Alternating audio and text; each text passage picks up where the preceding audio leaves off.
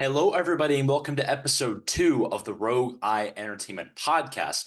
My name is Alex Schlerf, and luckily we don't have a long form intro today because we did that in the first episode. Today's episode 2, hopefully shake off the rust and get right into it. So just previewing the episode real quick. First off, I'm going to give my review. This is going to be a review heavy episode, pretty much only reviews in this episode, no news because it was kind of a slower news week and I saw a lot of things this past week.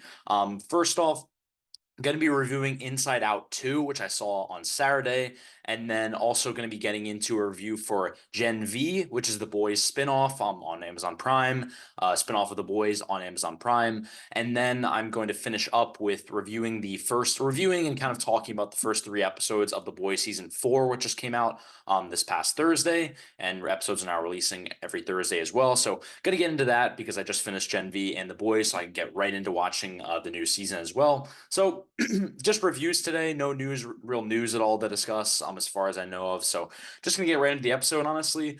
Starting off my review of Inside Out 2. Again, like I did with Bad Boys last week, I'm gonna kind of talk real quick about the theater experience before I talk about the review of the movie. This is another very good theater experience for me. I saw this again on Saturdays, the day after opening day. And if you didn't listen to the last episode, the theater that I go to is usually not packed for opening days, even for any kind of genre. I haven't seen a Marvel movie there yet, so I guess that's like the one thing I haven't seen. But pretty much for every genre so far, kids, comedy, action, like rated R, whatever. Until I saw Bad Boys, there was really not a huge demand for movies at this current theater. But this is another movie which is doing very well at the box office, so I'm not surprised that my theater was absolutely packed for Inside Out 2. It was a mix of adults, kids, people, my age. It was not a huge kids crowd. It was not a huge adults crowd. It was pretty much everything in between, and it was literally completely sold out. I bought tickets the night before, and I bought like the last seat in the theater. Like it was crazy. It was great atmosphere. People were laughing the whole time, and because it's a Pixar film, people were crying too. And so this was another one where two movies in a row, which just happens to be in a year where people say that movie theaters are dying. I've gone to 2 movies in a row, 2 new releases in the month of June, and both of them have had sold out theaters and great theater experiences. And considering how well it's doing at the box office with a huge opening weekend, I assume that's going to continue throughout the theatrical run of Inside Out 2, which, maybe Pixar is back. But we'll get into that more in a second. Just to give my review, I gave this a 4 out of 5 stars or an 8 out of 10. I love this movie. It was a great movie. I'm going to get into more positive and negatives and more specific stuff in a second, but just as an overall thought that I have on this movie is it just fits in the Pixar catalog of great animation, great story, great heart, great voice acting. Everything about this movie is great. To me, it's a Pixar movie, so unless it has some really big lasting impact, it can't really get higher than a 4 out of 5 stars. For me, there's very few movies coming out from Disney, their animation department, I guess, which is Pixar. There's very few movies from that department, for me at least, that can get any higher than a 4 star. Pretty much, I think the only ones that would get there are mostly the Toy Story movies, just because they had kind of an impact on my childhood. But anyway, this was about as good as it could be. It was not a cash grab. That's the one thing I think people were worried about when this sequel was announced and when the promo came up and now it's getting closer. People were thinking that the sequel might be just a cash grab and it won't have any real story, just kind of throwing stuff at you in the trailers to kind of get you to come to theater, but it's actually not that good, which, by the way, clearly that worked because it made 250 million at opening weekend. So, which is breaking records. Highest opening weekend since Barbie. It's the highest animated opening weekend since, or not since, the only higher animated weekend is Incredibles 2. And so it's breaking box office records for Pixar. And for this year so far, it's been the highest opening by far. And like I said, since Barbie last year, which was a complete hit, $1 billion, over $1 billion. So that's what this movie could have been. It could have been just bringing butts into seats, especially with how Pixar has been recently. A lot of their movies have been a lot less, just feels like a lot less like the old Pixar, just a lot less heart put in them. The messages aren't as good, feels a lot forced. There's a lot of random stuff in the movies that don't make sense, but this movie is not one of those, I will say. And it has a lot of positives. Really, my main positive, I know a lot of people will appreciate this as well as I do. But my main positive of this movie is the way they depicted anxiety in it. Actually, all the emotions are depicted well, obviously, and well voice acted, well written, all that. But specifically, anxiety, as someone who has anxiety and deals with anxiety literally every day, or has dealt with anxiety every day for the past 4 or 5 years. the way they depicted it was really refreshing from what we've seen in media before. It was very refreshing from the first moment it's introduced to kind of the setting up of the character and then to the ending and how they show. I don't know if this is spoiling a little bit, but there is towards the end of the movie, there's a depiction of a panic attack or like an anxiety attack, and it was very accurate. I thought it was very realistic. It's probably I haven't seen that many panic attacks or like real like an actual attempt at a panic attack, not like in a comedy movie, but actual attempts at a panic attack in a movie, but especially animated. But from what I've seen so far, I can think of like one or two in my head right now. From what I've seen in movies so far, this is definitely like the most realistic and most fair, accurate depiction of a panic attack, at least to me. And I think a lot of people have been saying this as well, so I don't think I'm the only one who thinks this, but it was just a very refreshing and well done depiction of anxiety and how kids specifically, because obviously it's focusing on Riley, who's a teenager, how kids, can deal with anxiety, how anxiety first is introduced, like I said. And that's probably my favorite part of this movie because if that wasn't done well, it could have bombed this movie for me because that is so important for them. If they're going to put anxiety in, which I think was a great choice, if they're going to put anxiety in, they're going to cast a big name actor to play it or to voice the character, then you need to make it a realistic depiction that people who actually deal with anxiety can relate to and can understand and make it feel like how you first experienced anxiety in your childhood or whenever you first experienced a big serious anxiety attack or just anxiety in general. And I think that the way they depicted it was perfect and the best I've seen in any media of TV show, movie, anything, just way people described it.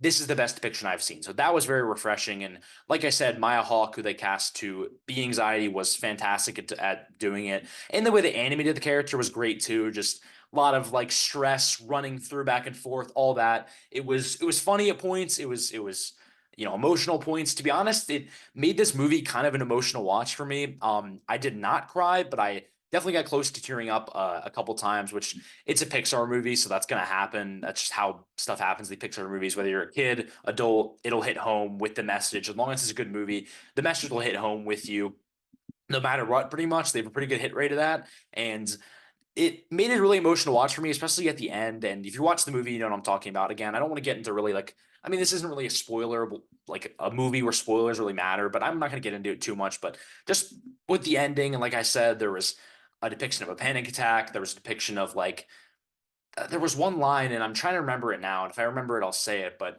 it was something along the lines of like maybe you can't have any joy without anxiety or something like that. I think that the joy character said that, and that was just like hit home. Like I mean, I'm sure that hits home for literally everyone, and it really hit home for me. I was just thinking like even if I didn't deal with this, that's a crazy line, so well written. It was a great moment for it to happen, very emotional. So, like I said, ended up being kind of an emotional watch. Did not cry, got very close multiple times, but there were a lot of people crying in my theater, like I said. In fact, there was I don't want to expose anyone, but there was an older gentleman to the left of me, not older, but probably in his 50s or 60s, and with he was there with kids and a wife and all that with his family, and he was the one laughing the most throughout the entire movie. He was laughing at every joke, everything that happened. He was laughing. He was having a great time. And then towards the ending, around the point of the panic attack, the panic attack that happens like towards the end of the movie, I look over and he's just bawling his eyes out. He's crying his eyes out. And I was like, man, I feel that, This, like I said, this movie can affect anyone from kids up to adults to, anywhere my age, young adults, regular adults, people with a family, people with kids. It can affect anyone in that sense, and that's what makes this movie a real fit into the Pixar catalog. It's like I said, it's not a cash grab. It has an emotional message. It's funny. It has a great story, and I guess that's my other big takeaway is that this movie is really funny. It isn't as funny. I watched or read a couple of reviews from people, a couple of podcasts that I listened to, a couple of people online, just like skim reviews before I watched this, just to see what the general consensus was.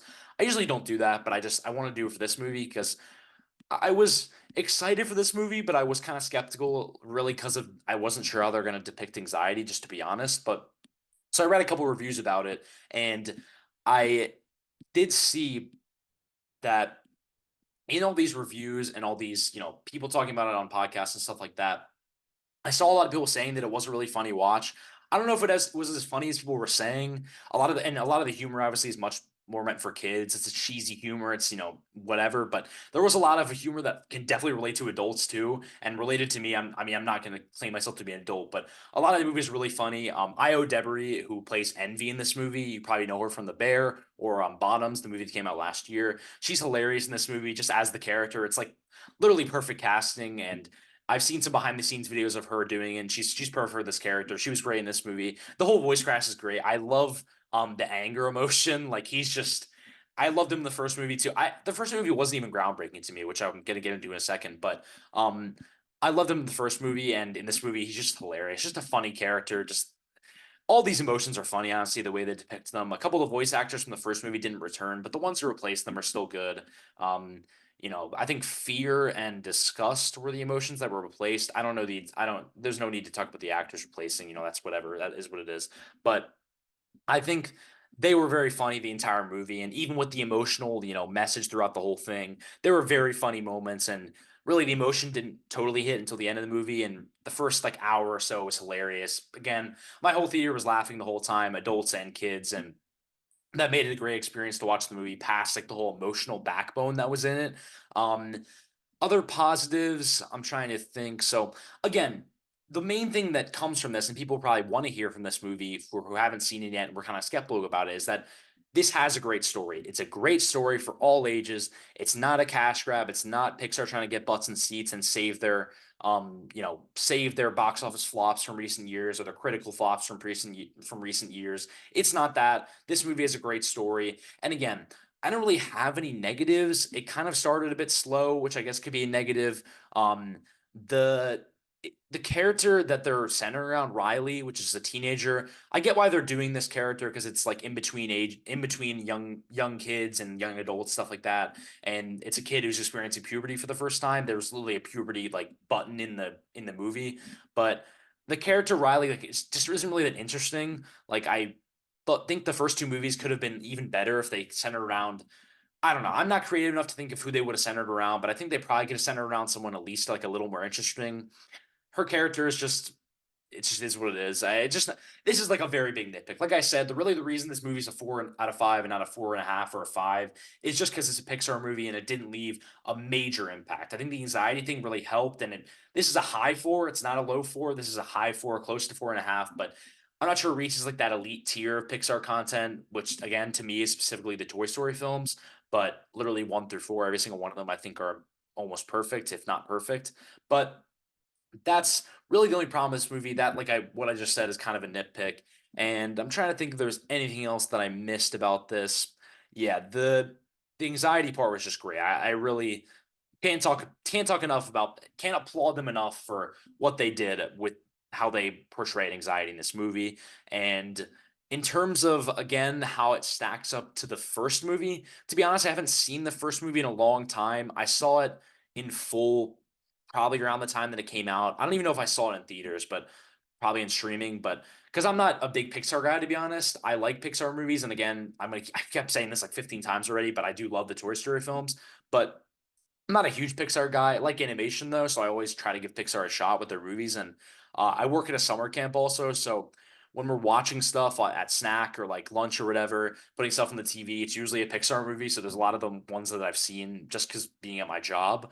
But I'm not a huge Pixar guy. But in terms of this movie compared to the first one, like I was just saying, I just went on a tangent there, but compared to the first movie, I actually kind of like this one better. I think it just has more depth as a story. I think adding these new emotions that are so important to like a person, even when you want to say like anxiety doesn't come in until like later in life or whatever, like what age she's at, so it couldn't have been in the first movie. Like, sure, I guess that is completely a fair point. And I also completely get if you say that you like the first one more, which I'm not going to complain at all if you say that. I think that's completely fair take. But like the envy emotion. There's embarrassment in this movie. There's boredom in this movie, which is ennui, but it's just boredom. That would make more sense for everyone. Those are the new ones in this movie, and I think all of those pretty much like could have been an important emotion for the first movie. So I think just adding more emotions that work, whereas we still have the same ones from the first movie that are still acting the same way and are still have the same amount of screen time, maybe not the same amount, but like almost the same amount of screen time and still have a great story involved. I think that for those reasons, this movie elevates the concept of the first one a little bit. Again, I would have to rewatch the first movie. I'm not sure if I really will because I don't know if I really have any interest, but I'd probably have to rewatch the first movie to get a fair opinion on this. But on my initial read, I think this movie might actually be better than the first one, which is a surprise, honestly. I did not expect that going into this because the first one is such a popular movie. And I know this is doing really well at the box office, but I'm interested to see how well it does critically. Not critically as much, but how well word of mouth spreads on this. And when I talk to people that maybe aren't as big movie fans as me, and they go and see this, which I'm assuming a lot of people I know will go see this because of how well it's doing in the box office and how popular the first one was, and because it's a summer movie, etc., etc. But I'm interested to see how people enjoy this compared to the first one. I think that there will be a lot of 50-50 maybe. I think a lot of people prefer the first one because it's a more of an origin story and there's not as much emotions in it. But then I think people like me will appreciate the anxiety thing and the fact that there is more emotion. So yeah, I think that's all the content of the Inside Out 2 movie that really I need to talk about. But it was a fantastic watch. Bravo to everyone involved, especially the emotions and how they depicted the new emotions, and just in general, great story, fun movie to watch. I don't know if I'll go watch it again, but it's definitely a movie I would watch again. Great watch. Go out and watch it with your family. It's a great movie to watch with family, with friends, with boyfriend, girlfriend, whatever. Perfect movie to watch with those people, close people in your life and people you love, and you'll probably cry watching it. So just like I almost did, and like a lot of people in my theater did. And lastly, again, I've been bringing this up, but talk about the box office. It's doing amazing at the box office, and you know I think I touched on this last episode, and I've been talking about this a lot in, off the podcast recently, but like the whole movie theaters are dying thing. Make a good movie, it's gonna make money. This is the biggest proof of that. I get it. It's Disney, it's Pixar, it's a big brand, it's a sequel to a previous movie. It's gonna make money, maybe even if it isn't good. But the promo was great. The whole way they introduced the new emotions was great because it allowed not only kids but also adults to be interested. Like, oh, how are they going to depict anxiety? She's a bit older now. Maybe I'll be able to relate to that to how I dealt with anxiety when I was a kid. I think the way they did that is great, and the fact that the movie's getting good reviews alongside a good box office is that not only is this good opening going to be amazing for what its gross is, it already outgrossed its budget in the first weekend, but once the word of mouth spreads, I would not be surprised this movie makes $1 billion. And that is not something I thought I was going to say, a couple months ago or when the trailers and stuff came out for this movie. But I think that after the word of mouth, after how big the opening weekend was, this is a summer movie, animation looks great, etc. Everything I've been saying in my review, once people see reviews like mine and other people's, and a lot of family go out and see it, especially, any kind of weekend, but during the week even, I think that this movie is going to get very much up there in the box office. And I think it will be the highest, I think the highest grossing movie so far this year is Dune Part 2 at it's like 730 million or something like that. It's definitely in the 700 millions. I think that's the highest grossing right now. I think it'll definitely pass that. Maybe billion for me is like a bit ambitious, but because of the opening, that's why I'm saying that. Because again, the opening broke Barbie's opening from last summer. Remember the whole Barbenheimer thing? It broke that opening, and that movie made I think like 1.2 or 1.3 billion dollars. It was one of the biggest box office hits in years. So when word of mouth spreads and it follows that opening weekend, if that trend follows and it stays, hopefully it stays in theaters for a while, because let's not pull the plug like we did with Fall Guy. Let's keep the movie in theaters. And if it does stay in theaters for a while before it goes on streaming, which usually Disney movies do that because Disney Plus sometimes takes longer to get the movies on there. But if it does, I think it will easily be the highest grossing movie of the summer or of this year so far, and probably hit the billion mark. It'll probably be short lived in terms of highest grossing because we know Deadpool Wolverine is going to outshoot its box office projections, and it's going to make a bit. I don't care what anyone says. I will literally make a 100% guarantee right now. I don't care if the movie sucks. Deadpool and Wolverine will make $1 billion. It will be the most high. It will be the highest grossing movie this year. I'm just going to say that right now. But anyway, for now, I think it's going to easily become the highest grossing movie of this year. It's not the best movie I've seen this year. It kind of slots right around Bad Boys, Fall Guy. What's the other four-star movie that had Kingdom of the Planet of the Apes? I think it's not, doesn't really reach that level. Kingdom of the Planet of the Apes or like Furiosa, Challengers, Doom Part 2. I don't think it reaches that elite level of movies that have come out this year, but it fits in as a very solid entry to the Pixar catalog. And I would love to watch more movies in this universe, a TV show in this universe. I would love to see more projects in this universe with either Riley or different characters or anything like that. Just this format of a movie. I would love to see more movies like that. And before watching this movie, I did not think that I would be saying this after watching it. So that means they did a great job, surpassed my expectations. Great job for the whole voice cast, everyone who made this movie. And again, go see it. I mean, I don't need to tell you to go see it because it's already doing so well at the box office, but go see it if you haven't on plans already. I promise you'll enjoy it. Whether you usually don't enjoy these movies, you're 10 years old, 20 years old, 30, 40, like you will enjoy this movie no matter what your age is, no matter what your preference of movie is. So again, fantastic watch, solid movie, one of the best movies I've seen so far this year. 4 out of 5 stars, and yeah, great experience. So, gonna take a quick break, real quick, and then transition right into the review of Gen V, The Boys spinoff series, and then the first 3 episodes of season 4 of The Boys, which released this past week. All right, so jumping right into the Gen V review. Won't be the longest review in the world because this is a limited series, 8 episode first season. I guess this is a Gen V season 1 review. They're making a season 2, and I just have only watched the first season, obviously. So should say season 1 of Gen V, which I watched in pretty quick succession, to be honest, because I enjoyed it relatively, and I wanted to finish it before the fourth season of The Boys came out because I know there's probably going to be some connections to it, and there kind of already has been a little bit. And so I basically, to give to shortly explain this whole thing, is that I didn't rewatch. I watched the entirety of The Boys, the first 3 seasons in like the past, not 3 weeks, like not this past week, but the 3 weeks before the past week. I binged it all because I started to really enjoy it, and I wanted to finish it before the new season comes out. So I grinded it out, watched like 3 episodes a day for 3 weeks, finished the entire first 3 seasons, and then it got to last Sunday, so the day that I recorded the last episode. I mentioned in the episode where I said that I wanted to finish Gen V before The Boys season 4 came out, which is on Thursday. So I had 4 days to finish 8 episodes. Ended up doing it because it's pretty easy watch. And obviously they're an hour long, but these episodes were a bit shorter than The Boys. A lot of them were like 40 or between 30 and 40 minutes. So it wasn't that hard of a watch. But anyway, I watched this in like 3, 4 days. So that should tell you a little bit of how much I enjoyed it. But so just to give my review on Gen V season 1, I gave it a 3.5 out of 5 stars or a 7 out of 10. It was a fun and enjoyable watch. I don't think it reaches the heights of the first 3 seasons of The Boys, and with everything we see in season 4 so far, probably not season 4 either. But it definitely has its moments. There's a lot of good positives, there's a lot of low negatives. It's a bit of a roller coaster, to be honest, at least the way I saw it. And the highs are very high, which makes it so it's a pure 3.5 and not a 3 or like a 2.5. It's not like a mediocre project. The highs are very high. There are some low lows, but the highs are very high, which pushes this up below, from a 3 to 3.5 for me. Doesn't quite reach the level of like a 4, an 8 out of 10. It doesn't quite reach that level, like I said, doesn't quite reach the level of The Boys. The first 3 seasons of The Boys, I give a 4 out of 5 stars, and I don't think it quite reaches that level, just to me. But I really like how this show can fit into the boys universe. Like it's clearly in the boys universe. There's characters in the boys that show up briefly. There's references to the previous 3 seasons of the boys.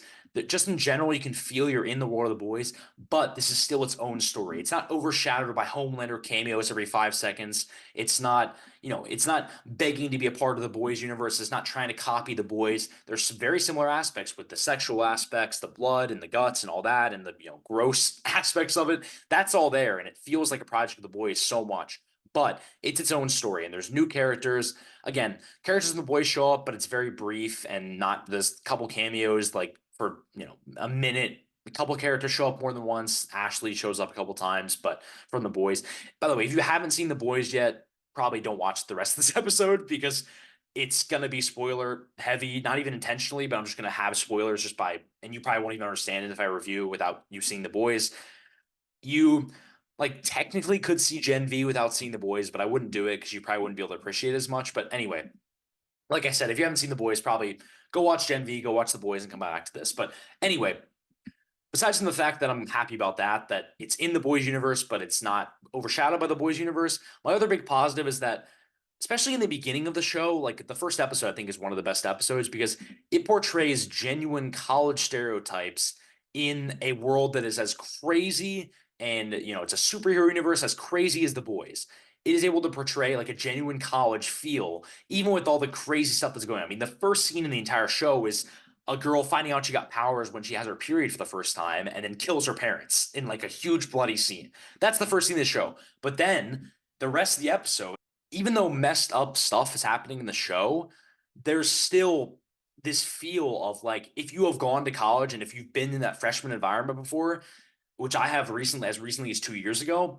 If you've been in that field before, this feels like a college atmosphere. When they're walking around the campus, there's so many college stereotypes that happen, like being in a room for the first time, your RA being like super laid back, people trying to pressure you into things, like stuff like that. You're meeting friends that are fake, stuff like that. It happens throughout the whole show, but specifically a lot in the first episode, which is probably my favorite part about this whole show, how it can be relatable when it's literally a superhero universe where there's cursing, sexual stuff, fighting, action, blood, all that stuff, and it can still be very relatable. That's what I really enjoyed.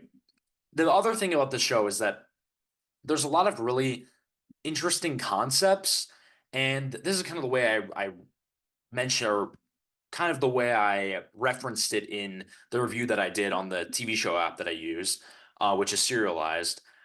There's a lot of interesting concepts in this show. A lot of them really work, like really, really work. Specifically, the ones for me are not just the episode one, which I just mentioned, but there's an episode that takes place entirely in one of the characters' mind. And then there's an episode where, all right, not in that order. These are two episodes in succession, I'm pretty sure. It's like episode 6 or 7, maybe, or 5 and 6. There's an episode where they lose their memory and they have to figure it out for like the whole episode. And then there's an episode where they're in someone's mind for the entire episode. And they're very creative concepts that could have fallen flat, but they're really interesting. And especially the one where they lose their memory. That was my favorite episode in the whole show.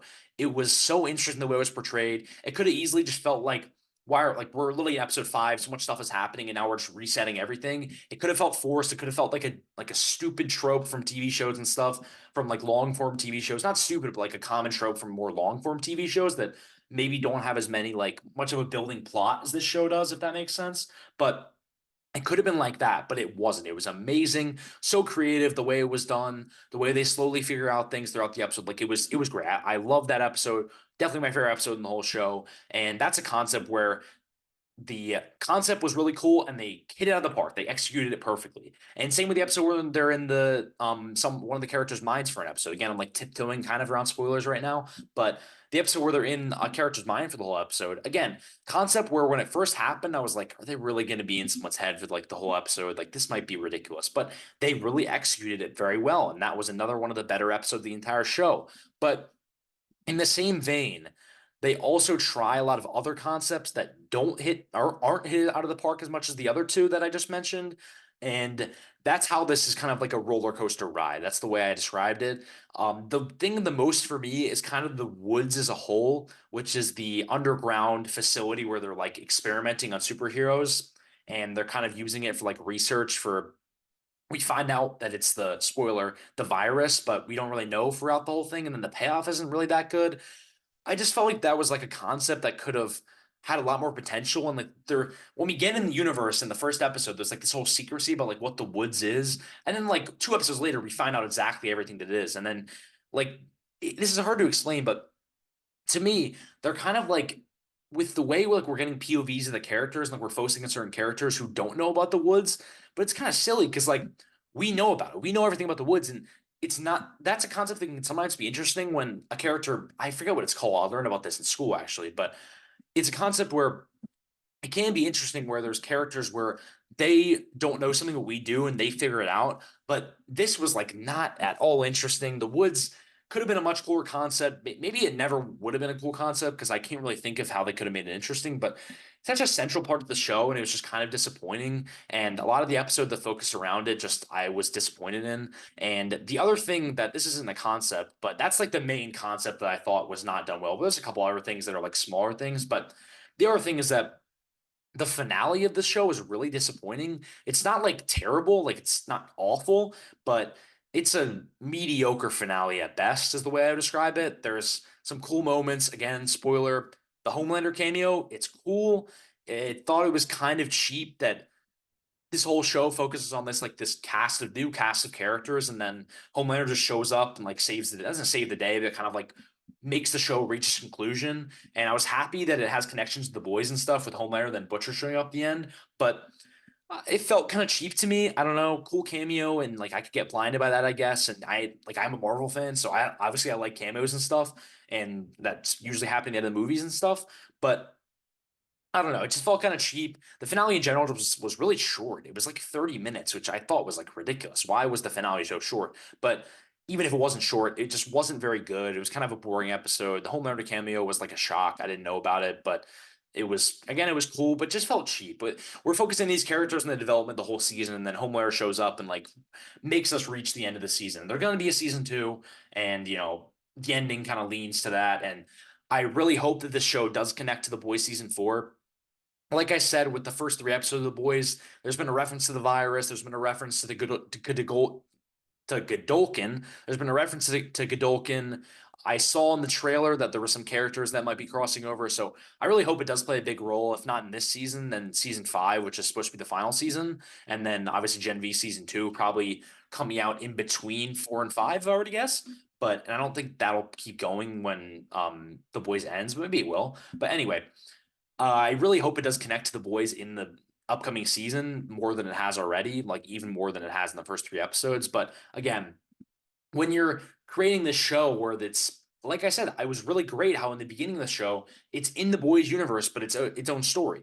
With the way it ended, it just felt cheap and it felt like a disappointing way to end a show where you weren't really relying on the boys too much, and then the ending is just Homelander coming in and saving everyone. It was a thing that was mentioned actually. This is what I thought of when this happened is there was when WandaVision came out in 2021, there was apparently like rumors that Doctor Strange was going to have a cameo in the finale, and they didn't end up having it happen. And I'm not actually sure if this is a rumor, like the showrunner actually said this. I think the showrunner actually said this. He said that he or she, I this is like very vague, but this is either rumor or it actually was like gonna happen, like it's confirmed. But there was a rumor that during WandaVision that Doctor Strange was supposed to show up in the finale, and they didn't include it because they didn't want the whole show to go on about this female character, getting so much development and learning about herself, learning about her grief and her trauma. And then at the end, this big Doctor Strange male character comes in, saves the woman, and that's the end of the show. And I thought that was a great choice. I don't think WandaVision is the perfect show. I'm down on it more than other people are, but I'm just using an example like a superhero show that the boys for how and the boys universe and Gen V for how much it makes fun of superhero projects. It right here it showed a clear superhero trope that the whole show builds this one thing and then ends with like a cameo thing. I just thought that was kind of silly, but overall, good show. The cast is great. Jazz Sinclair plays Marie, who's kind of the main character. Great. Asa German, who plays Sam, again, he was like, wow, he was amazing. I haven't really seen him in anything else, but he was great. And much of the other cast is good. Real quick, I knew that Chance Perdomo passed away, and I knew he was in Gen V before I'd seen this show, but I hadn't seen the show before it. I knew it was sad, all that, but I hadn't seen the show before this, and it's awful. I mean, that is awful. He died so young. He was 27, I think, and he was great in this show. I know he was good in a couple other projects too, and he was obviously going to play a big role in season two as well. He's one of my favorite characters. So rest in peace to him. I know obviously I'm late on this, but awful. I mean, awful news. And really, I wonder how they're going to address it in season two. They said they're not going to recast the character, which I think is a good choice. And I kind of hope it's handled in a similar way to the way I kind of described it was like the Wakanda Forever model, where they address it immediately, and then it kind of the presence of it is felt throughout the entire season. Excuse me, let me drink of water real quick.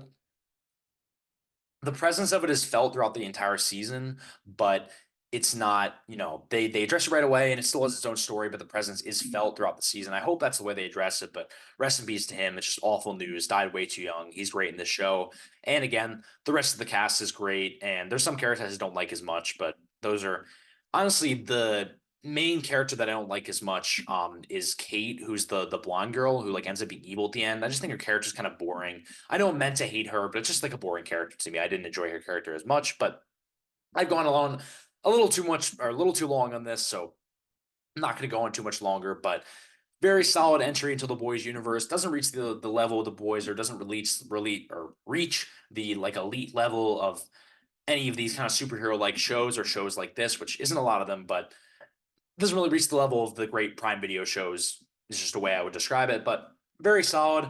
I'm excited for season two, and I really hope it connects to the boys season four, season five, and any other spinoffs that come out in the boys universe in the future. So that was solid. Just to finish off real quick here, I don't have much time as I wanted to because I talked a little bit longer about Gen V, but just to finish off here, I watched the first three episodes of The Boys season four. I watched them not all on Thursday, but I think I finished them two episodes on Thursday and one on Friday, maybe. But that's not really relevant. But I watched the first three just to give my quick thoughts. Just like I'm not gonna like talk specifically about each episode because this is not like a full The Boys episode. Maybe I'll do that once it gets to the finale. I'll probably do a full episode on it. But for the first three episodes, the first just for my reviews, real quick. First episode I gave a 4 out of 5 stars. The second episode I gave a three and a half out of 5 stars, which I actually might retrospectively put that down to a three in it. Let me just redo this whole thing. The first episode, I gave a 4 out of 5 stars. The second episode, I gave a 3.5 out of 5 stars, but low key, I might bump that down to a 3 out of 5. And the last episode, episode three, I gave a 4.5 out of 5. So very up and down so far. First episode was great. The first episode of all these seasons so far, two, three, and four, have been great at like throwing us right back into the universe, and we're feeling right at home. It doesn't beat around the bush. It gets right into the content. You have the same characters, same plot. Everything is bang, bang, bang. Always takes place like directly after the previous season. I love that about this show, but they're never like anything crazy. They're never like a crazy lead episode, but they're always great. So first episode was like a definition of a 4 out of 5 star. My favorite thing about the episode was, and it's even more reinforced after the next two episodes. But my first thought after watching it was I love the way they're doing Butcher's character development. And I guess I can just talk about this overall, but Butcher's always my favorite character in The Boys. Like ever since the first episode I watched, he's my favorite character. Carl Urban is fantastic as the character. And I know like everyone's favorite is Homelander and stuff, and he's probably the best actor in the show or like putting on the best acting performance. But Carl Urban as Butcher is hilarious. And this season he's not like as that hilarious jokey guy, but he still has that to him. But his character has so much depth this season, and I love the way they're portraying his guilt, the way he thinks his life is a mess, how he doesn't have a lot of time left to live. And I love the way they're doing that so far. And I hope that continues throughout the rest of the season. It definitely did continue in the next two episodes. But yeah, that was my favorite part about the first episode. Again, put us right back in the universe. Very solid. The second episode, there's good moments. I like the new characters, I like Sister Sage a lot. Firecracker may be like annoying, but and not a good person, but I think is a good character and fits the seven really well. Fits her dynamic with the Homelander is good, and her dynamic with all these like ridiculous characters at that convention is good. But the episode overall is like kind of a mess. The writing is good, which kind of saves it. And there's a lot of like funny, ridiculous scenes in it too. There's good acting performances. I really like the scene with Butcher and MM, which when they're outside the convention, and then it comes back later in the episode where like he can't let Butcher die. He has to come back and save him. But like all those well written scenes kind of save this episode a little bit, but it's all over the place. A lot of storylines don't feel connected, but it's good content at the end of the day. So probably a 3 out of 5 star, 3.5, but it's still a solid episode, but wasn't anything crazy. And then episode three is my favorite one so far. I thought it was amazing. The storylines after how weird and messy episode three was, the storylines felt a lot more connected in this one. Everything was starting to weave much more together, starting to get at what the actual, besides from Homelander bad, let's take him down, the actual plot of this season is, and like a lot of the main stuff that's going on. And I think the main thing they introduced and kind of I started to realize is happening this season is the whole A Train like redemption arc, I guess. And listen, A-Train's still a bad person. He's still not forgiven for killing Huey's girlfriend in the first episode, but I think the idea of him flipping to the good side and flipping against Homelander and the way they've developed his character, I think is very well written, very well developed. I think that's really interesting. And like I said, this episode is just a lot more structured. There's a lot of really good scenes. The scene with Ryan and Butcher is great. Just the emotion in that scene is fantastic.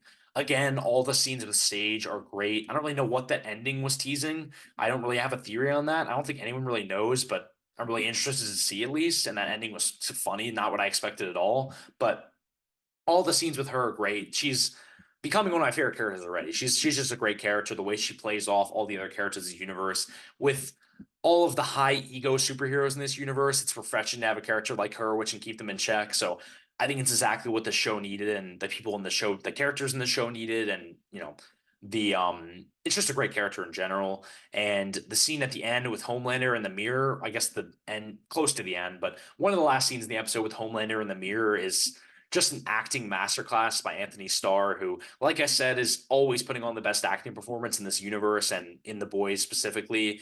A lot of great actors in this show, but he's just, I mean, I how old is Anthony Starr?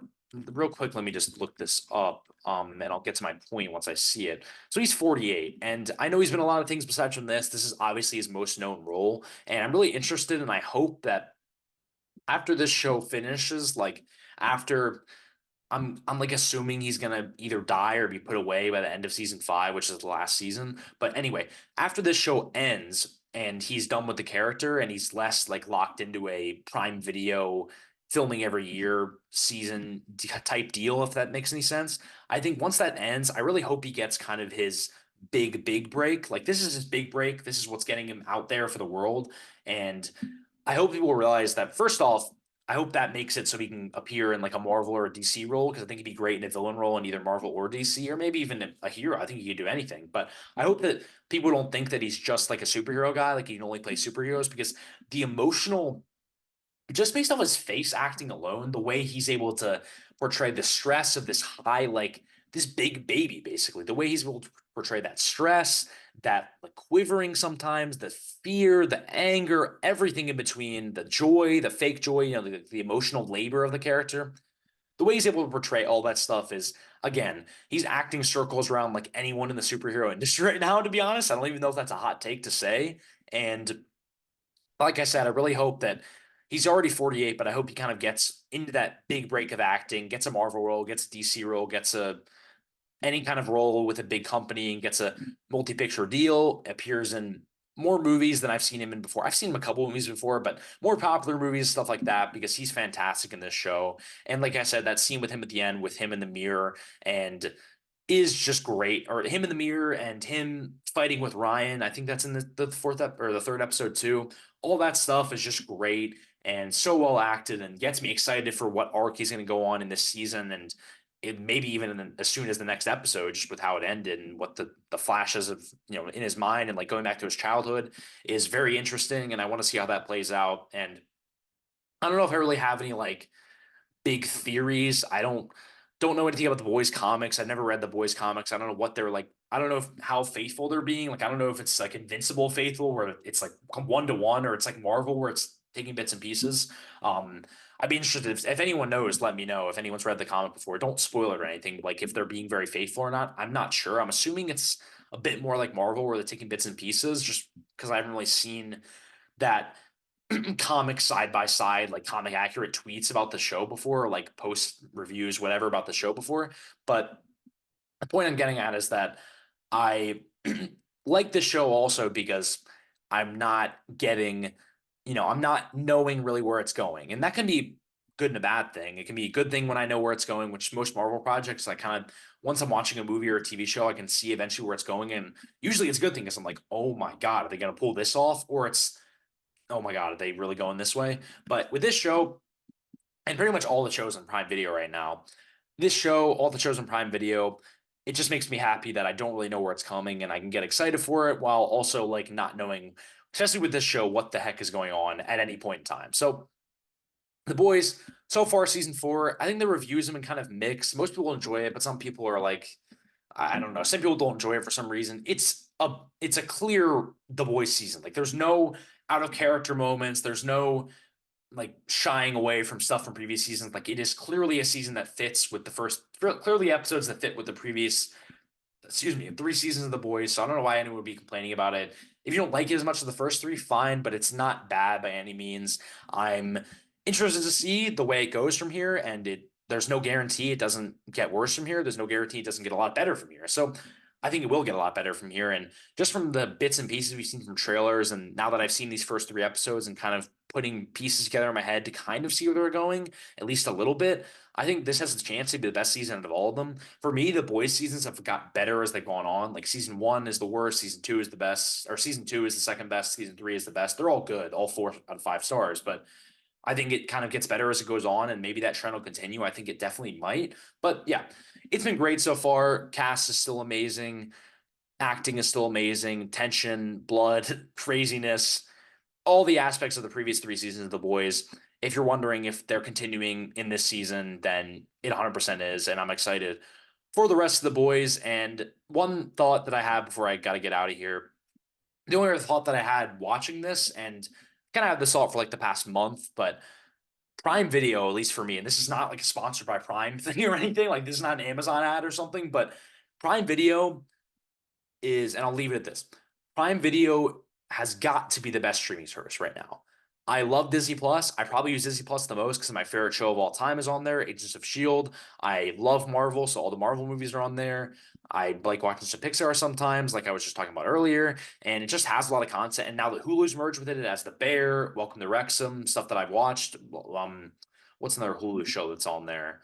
I can't think of it off the top of my head, but a lot of Hulu shows on there that I like that are now on Disney Plus as well. So I probably use that the most. But the hit with Prime Video, I mean, just these four alone: Gen V, The Boys, Fallout, and Invincible. Those four shows are all Gen V, maybe not to the level of the other three, but I mean, alone Invincible and Fallout are like two of the best shows I've seen this decade so far. So, and they're both going to be continuing getting more seasons as the years go on, hopefully soon, hopefully next year or the year after. But that was just my thought watching this, The Boys, and how consistently good it is and how good its spinoff was. Prime Video is putting out hits right now like really nobody else is. And they're adapting superhero stuff, they're adapting video game stuff, adapting animation stuff from comics. Like I think they're doing amazing right now. And Prime Video is, to me, the most enjoyable streaming service right now and the most consistent streaming service right now. So just wanted to put that out there. I wonder what people think about that. Feel free to leave your opinion, in their comments or whatever. But yeah, I guess that's it. I'm trying to think if there's any other thoughts from the first three episodes. Don't think so. So I'll be back here next week on the episode talking about episode 4 because now it's a weekly release. And so obviously not as long as a review because it's only one episode, but I'll react to it, review it, give my analysis, stuff like that, how I feel about it next week for the next episode next Monday. But yeah, I think that's it. So thank you so much for watching this episode 2 of the Rogue Eye Entertainment podcast. And thank you for all the support in the first episode. Thank you for all the support in the first Rogue Eye Sports episode. If you need to reach out to me or anyone in our brand, there's links in the description for all our social medias, for our website, for our email, and go on the Rogue Eye Media channel, which you're on right now if you're watching on YouTube or if you're watching on Spotify or if you're listening on Spotify. But specifically, if you're listening or watching on YouTube, go on the Rogue Eye channel. It has the Rogue Eye Media channel. It has the Rogue Eye Sports podcast, this podcast, and maybe soon like emergency stuff. I might do like a 15-minute reaction to a episode of TV or like a movie I watch. Thinking about doing that if it gets a lot more crowded with more of the releases as the summer goes on and just depending on how my schedule is. But again, always keep an eye on social media and YouTube for all new uploads. These episodes come out every Monday, and I hope you enjoyed today's episode. Go see Inside Out 2, go see Gen V, go watch The Boys Season 4, and I will see you next Monday for the next episode. I've been Alex Schlerf. Thank you so much for listening, and have a great rest of your day.